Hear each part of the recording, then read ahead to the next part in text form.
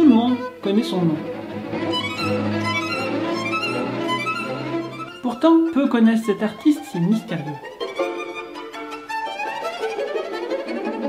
Pour certains, il était un communiste converti. Pour d'autres, il avait adhéré au parti de Staline pour survivre en tant qu'artiste. Более того, я убежден, что он вступил в партию только для того, чтобы выжить. I recommend that Comrade Grigoriev, who is devoted to the great idea of the building of communism, be admitted to the party. David Oistrakh. Quand Yehudi Menuhin lui a proposé son aide pour émigrer aux États-Unis, David Oistrakh a préféré refuser. Voulant selon lui rester fidèle au parti envers lequel il était redevable pour sa carrière de soliste. His loyalty was such that even though on many occasions we spoke and I said, look, you could settle in the West quite easily and be as well off. But no, he said, I owe this regime, whatever its faults, my life. They gave me my musical upbringing, and that's where I'm loyal to Russia, to the land, to the people, and to whoever was in power. Était-il sincère ou avait-il peur des représailles en cas de désobéissance? The immense 3,000-seat Palais de Chaillot Theatre is already sold out. I'm staying at the embassy. My phone number is Litre 9541. Call me, because I can't call you. It's too expensive, and the per diem they give me is barely enough for food. I have so much to do that I hardly have any time to see Paris, which is incredibly gorgeous at this time of year. Ce serait un long débat qui confronterait plusieurs idéologies, pour au final se baser uniquement sur les rumeurs de ses compatriotes, car lui ne parlait pas beaucoup. Я помню, что он просыпался раньше меня, и первое, что он делал, когда вставал с постели, он брал скрипку в руки. Буквально первое, еще не доходя до ванной. Он брал скрипку, играл несколько совершенно головокружительных пассажей, ну, таких наиболее трудных из скрипичной литературы. Был, видимо, удовлетворен, клал скрипку. Не молчал, а говорил, то мы бы не услышали его слов.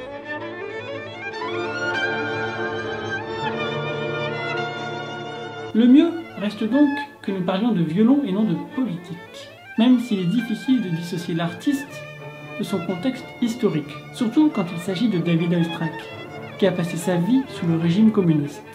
Вот это ключ к тому, что делала советская власть с людьми, которых она заставляла быть двуликими, одно думать и совершенно по-другому выглядеть.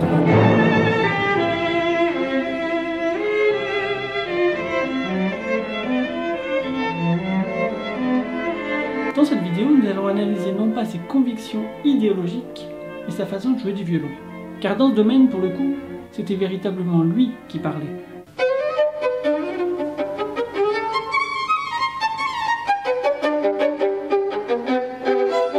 Voici donc 5 caractéristiques techniques de son jeu hors norme.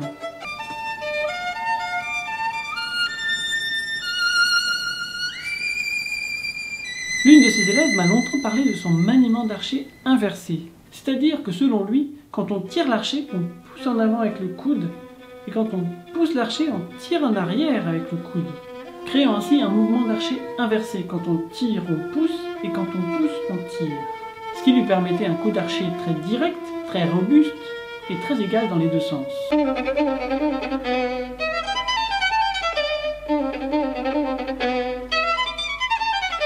Et pour pratiquer ce geste inversé, le mieux est d'arrêter l'archet entre chaque note.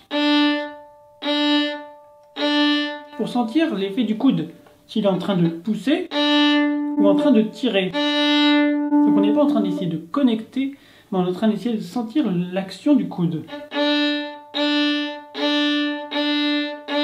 Et tant que vous y êtes, profitez-en aussi pour pratiquer votre respiration. Quand vous tirez, vous expirez. En arrêtant l'archet, donc pour sentir le rôle de la respiration. Et quand vous poussez, vous inspirez. Que vous fassiez ce geste avec le coude, que vous pratiquiez cette technique-là ou pas, dans tous les cas, je vous conseille d'utiliser cet exercice pour pratiquer votre respiration. Ce sera une bonne pratique à faire un petit peu tous les jours. Et en parlant de pratique quotidienne, j'ai créé un PDF dans lequel je vous explique les 3 erreurs à éviter pour mieux progresser. Si vous jouez du violon, cela vous fera économiser du temps. Je vous mets le lien dans le descriptif. La deuxième caractéristique importante de David Oistrakh, en plus de la robustesse de son archet, c'est la solidité de son corps tout entier. Car les deux sont liés. Et pour être solide comme un rocher, il reste ancré dans le sol avec ses pieds.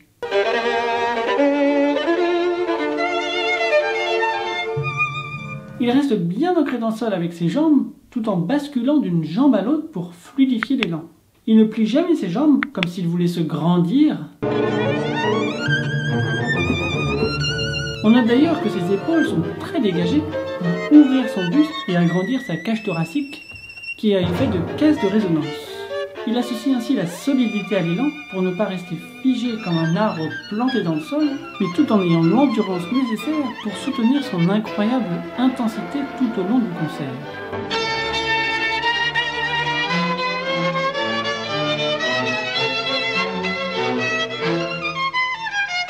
La troisième caractéristique de cet artiste inoubliable, c'est la liberté de sa tête, qu'il lève parfois de la mentonnière pour s'assurer d'un minimum de pression sur le violon.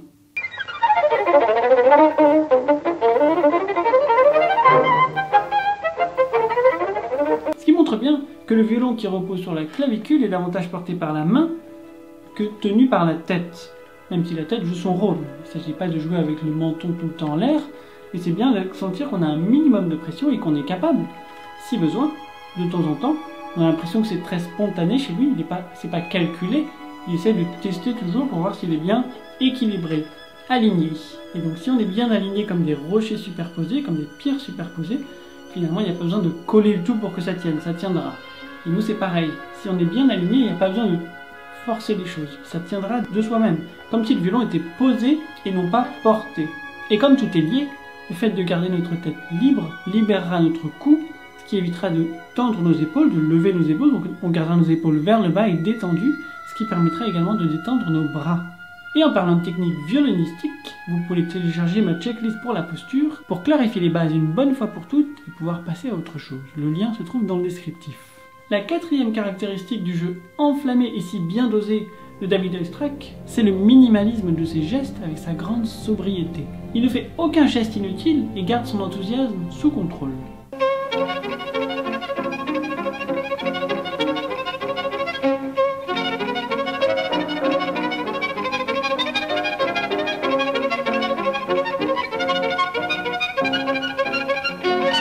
On remarque que son archet quitte rarement la corde.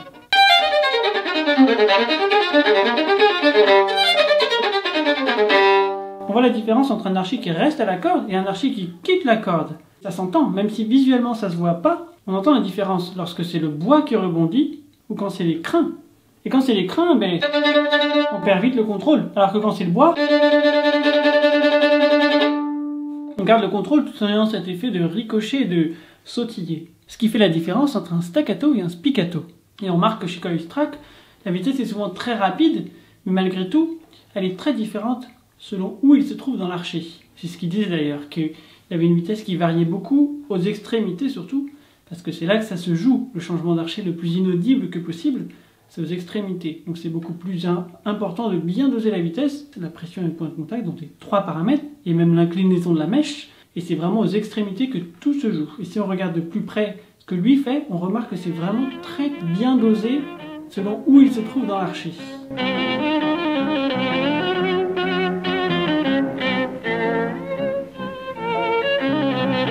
Et en ne dilapidant pas son énergie, il gagne en intensité sans s'épuiser pour autant.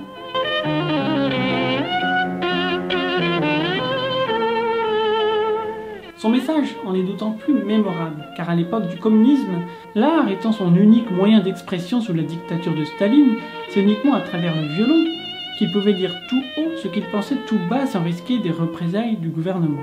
La musique étant la seule langue universellement comprise, et il l'a largement utilisée pour partager son message avec le reste du monde. La 5e caractéristique de David Oistrakh, c'est la simplicité d'exécution de son jeu. Et même avec ses élèves, il insistait pour qu'il reste en première position pour faciliter l'exécution.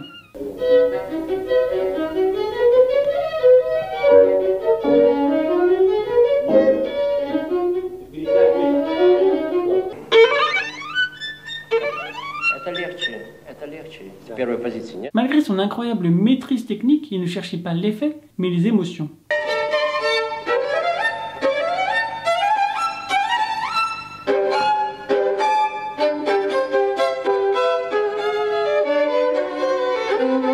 Il avait un jeu très direct et savait rester simple dans l'exécution sans se perdre dans des complications techniques inutiles qui ne servent qu'à impressionner l'audience. Il voulait simplement émouvoir et faire passer son message et non pas montrer à quel point il était bon violoniste.